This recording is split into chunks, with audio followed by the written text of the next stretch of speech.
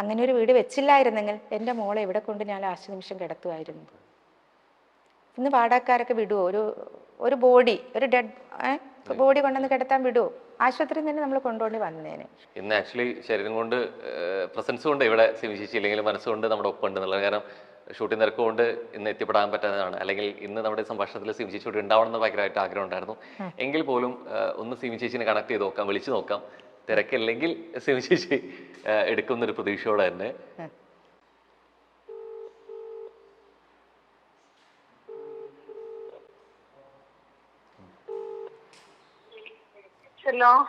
Hello, സിമിശേഷി തിരക്കിലാണോ?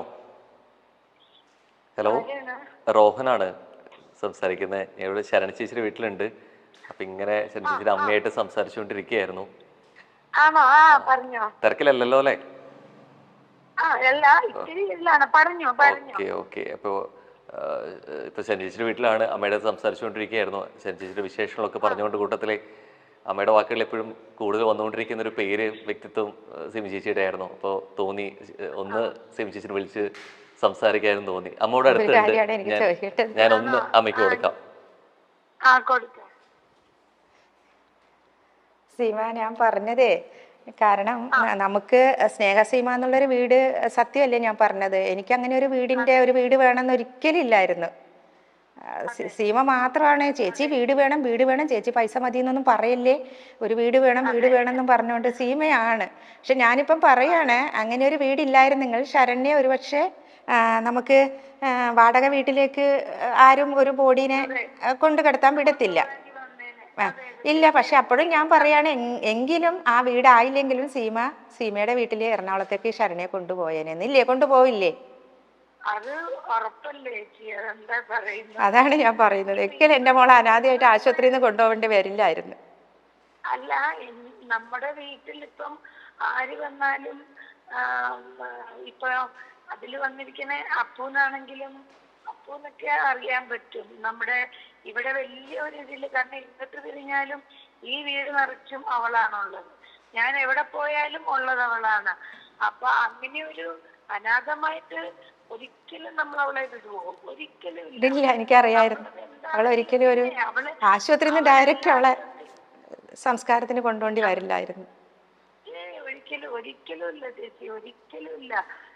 എന്താണെങ്കിലും അവളെ ആ രീതിയിൽ തന്നെ, അതായത് TRS-ൽ വെറുതെയല്ല, കാരണം അവളെ മാലാകക്കുട്ടി പോലെ കാണണം എന്ന് വിചാരിച്ചിട്ടാണത്. അപ്പോഴൊന്നും എനിക്ക് ചേച്ചിയോടൊന്നും പറയാൻ പറ്റില്ല. ചേച്ചി അത് അറിഞ്ഞോന്ന് പോലും എനിക്കറിയില്ല. അവിടെ അടുത്തുള്ളൊരു ഷോപ്പിൽ പോയിട്ട് അവൾക്ക് വെള്ള ഗൗൺ, അതായത് ശരിക്കും ഒരു മാലാകെ പോലെ അവളെ കാണണമെന്ന് പറഞ്ഞിട്ട് ആ വെള്ള ഗൗണും കൊണ്ട് കൊടുത്ത് അവളുടെ കണ്ണെഴുതാനും അവളുടെ ചുണ്ടിൽ ലിപ്സ്റ്റിക് ഇടാനും അതെല്ലാം കൊണ്ട് അവിടെ നേഴ്സുമാരെ ഏൽപ്പിച്ചിട്ട് പറഞ്ഞു, അങ്ങനെ വേണം അവളെ ഞങ്ങൾക്ക് കാണാമെന്ന് പറഞ്ഞു. അങ്ങനെയാണ് അവളെ അവിടുന്ന് ഇറക്കിയത്.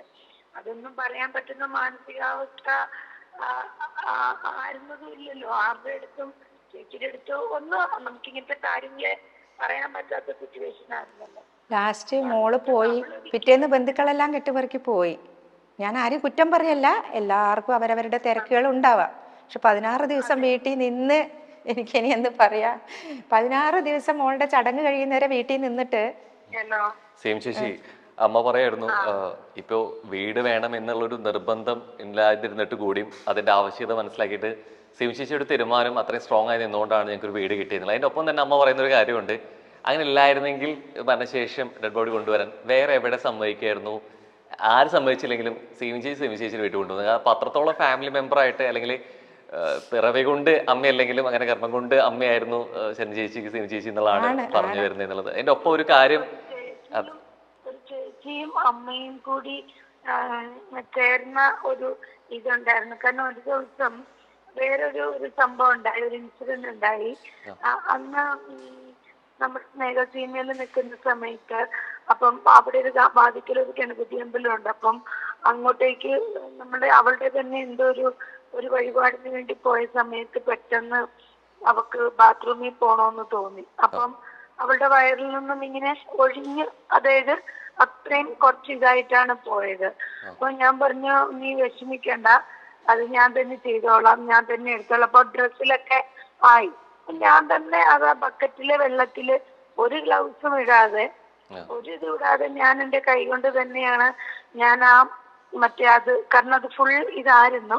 അപ്പൊ അതങ്ങനെ, അപ്പൊ എന്നോട് ഇങ്ങനെ എന്നെ നോക്കിയിട്ട് ചോദിച്ചു, ചേച്ചിക്ക് അറപ്പില്ലേന്ന് ചോദിച്ചു. അപ്പൊ ഞാൻ പറഞ്ഞു, എന്തിനാ അറപ്പ്? ഇപ്പൊ എനിക്ക് അങ്ങനെ ഒരു, എന്റെ മോളായിരുന്നെങ്കിൽ ഞാൻ അറച്ചു മാറി നിൽക്കുവോ? ഒരിക്കലും അറച്ചു മാറി നിൽക്കത്തില്ല. അപ്പൊ എന്താന്ന് വെച്ച് കഴിഞ്ഞാൽ ഇത് മുൻജന്മത്തിൽ എപ്പോഴോ അല്ലെങ്കിൽ ഏതോ ഒരു ജന്മത്തില് അവൾ എന്റെ മകളായിരുന്നിരിക്കണം. അല്ലെങ്കിൽ ശരിക്കും പറഞ്ഞു കഴിഞ്ഞാൽ ഗീത ചേച്ചിയുമായിട്ടോ ശരണ്യായിട്ടോ ഒന്നും ഇങ്ങനെ ഒരു ബന്ധം, ഇങ്ങനെ ഒരു ആത്മബന്ധം ഉണ്ടാകേണ്ട ഒരു ബന്ധവും ഞങ്ങൾ തമ്മിലില്ല. അപ്പൊ അതങ്ങനെ അങ്ങനെ ഓർമ്മകൾ ഒരുപാടുണ്ട് മോനെ. അത് ചിലപ്പം ഒരു വാക്കിലോ ഒരു ഇതിലോ നമുക്ക് തീരാവുന്നതല്ല അതൊന്നും. തീർച്ചയായിട്ടും. അപ്പോൾ ഇതേപോലെ തന്നെ സിം ചേച്ചി ശരണേശ്വരായിരുന്ന പോലെ, ശരണേശ്വരി കുടുംബത്തിലായിരുന്ന പോലെ കുറേ പേർക്ക് സ്നേഹ സീമയായിട്ട് ഇതുപോലെ പോട്ടെ എന്നും കൂടി ആഗ്രഹിക്കുകയാണ്, പ്രാർത്ഥിക്കുകയാണ്. താങ്ക് യു ചേച്ചി, തിരക്കിനിടയിലും കുറച്ചു നേരം നമ്മോടൊപ്പം ഉണ്ടായിരുന്നതിൽ. ഓക്കെ.